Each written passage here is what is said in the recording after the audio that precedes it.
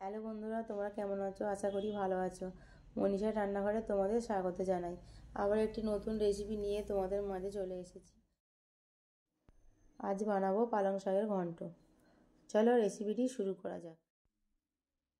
দেখো, গ্যাসের উপরে আমি একটা কড়াই বসিয়ে দিয়েছি। কড়াইয়ের মধ্যে দিয়ে দেবো পরিমাণ মতো সরিষার তেল। তেলটাকে ভালো করে গরম করে নেব।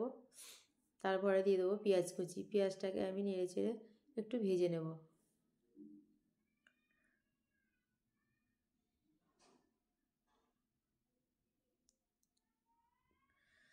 পেঁয়াজ ভাজা হয়ে গেছে, আমি এর মধ্যে দিয়ে দেবো রসুন থেতো। রসুনটাকেও আমি ভালো করে একটু নেড়ে চেড়ে ভেজে নেব।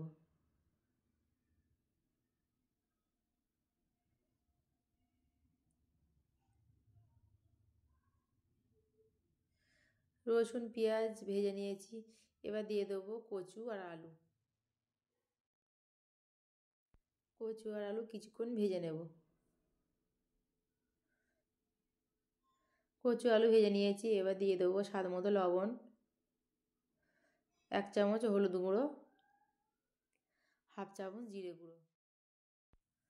মশলার সঙ্গে আলু আর কচু কিছুক্ষণ ভেজে নেব।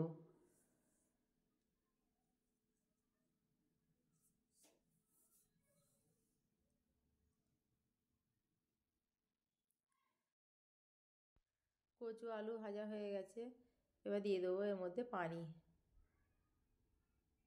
পানি দিয়ে ভালো করে সব কিছু নেড়ে চেড়ে মিশিয়ে নেব। তারপর দিয়ে দেবো কাঁচা লঙ্কা।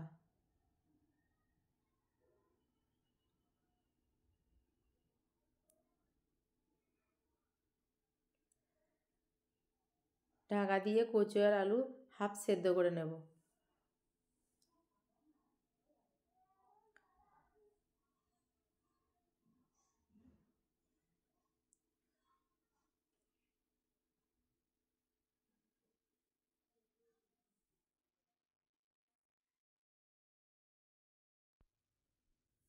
কচু আলু হাফ সেদ্ধ হয়ে গেছে, এবার আমি দিয়ে দেবো পালং শাক।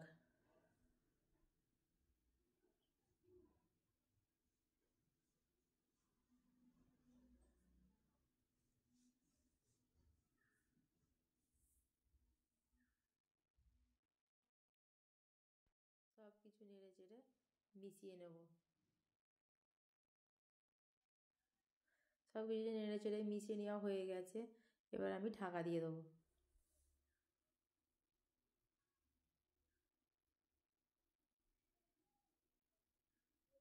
শাক থেকে অনেকটাই পানি বেরিয়েছে, এবার দিয়ে দেবো কাঁচা টমেটো। আবারও সব কিছু নেড়ে চেড়ে কষিয়ে নেব।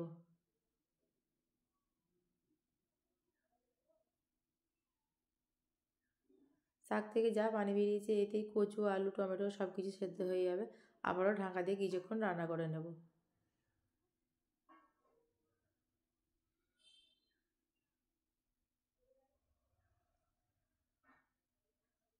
আলু কচু সব সেদ্ধ হয়ে গেছে, এবার আমি খুন্তি দিয়ে আলু কচু ভেঙে ভেঙে দেবো।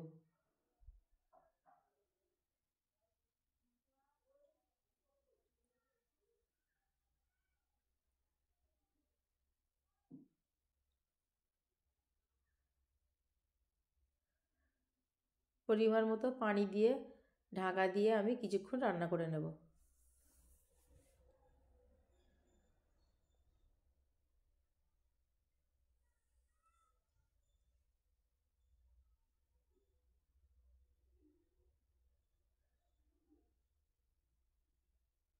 পালং শাকের ঘন্ট তৈরি হয়ে গেছে, নামিয়ে নেব।